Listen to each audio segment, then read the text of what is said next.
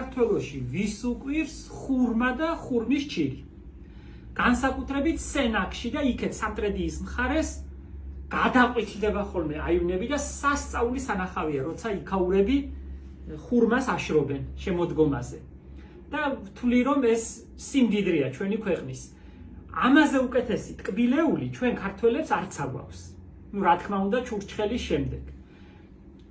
მე ახალს ვერაფერს ვერ ვიტყვი, ძალიან მიყვარს ხურმის ჭირი და ვიცი ერთი ძველი მეთოდი იმისთვის როგორ შეინახო ხურმის ჭირი, იმისთვის რომ გაზაფხულზე გქონდეს ამ დროს, როცა არაფერი არ არის, ძველი ხილი აღარაა და ახალი ჯერ არა. ამ სეზონზე განსაკუთრებულად დაიფასებს ხოლმე თავს ჩაშაქრებული ხურმის ჭირი. და უკეთესი ტკბილეული არ არსებობს. უფრო მაწიერი, უფრო სასარგებლო, უფრო ტკბილი, უფრო კარგი, უფრო ბუნებრივი. თუ თქვენი ხურმის ჭირს ოქტომბერში კარგად გამშრალს, სანამ გამაგრებას დაიწყებს, ასეთ თიხის ჭურჭელში ჩაალაგებთ, როგორც ამას მე ვაკეთებ, ამ თიხის ჭურჭელს თავს მოუკრავთ ჩვეულებრივი ტილოს ნაჭრით, პიაზის ნაჭრით, მაშინ გაზაფხულზე, როცა გინდათ, მაშინ გახსენით, სანამ ძალიან დაცხება, რა თქმა უნდა, გაზაფხულზე გექნებათ ასეთი ჩაშაქრებული ხურმები. ნახეთ რა ლამაზია და რა გემრიელი და რა კარგია.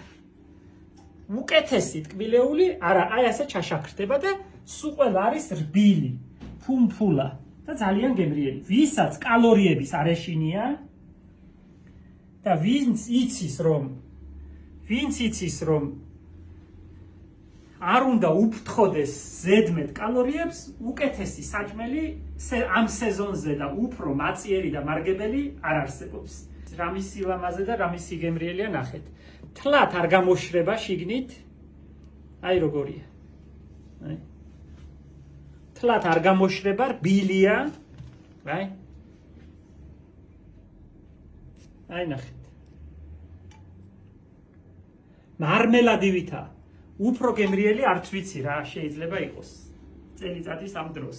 სხვათა შორის კახელებმა შეიძლება გამიწყრენ და მთლად არ დამე თანხმონ, მაგათ სხვანაირად იციან ჩურჩხელის მოვლა, მაგრამ ასეთ დერგებში, თიხის დერგებში, რომელიც გარედან მოჭიქულია, ამას ძალიან დიდი მნიშვნელობა აქვს, შროშის ქოთანში არ გამოდის. დრო შროშის ქოთანი ძალიან სუნთქავს. აი რომელიც გარედან მოჭიქულია მხოლოდ იმაში. ეს აღმოსავლური ქოთნებია, დასავლეთში ასეთი ჭიქური არ გვაქვს. ჩურჩხელად გადასარევად ინახება, არ მაგრდება, არ ქვალდება, ან ემალის ქვაბში.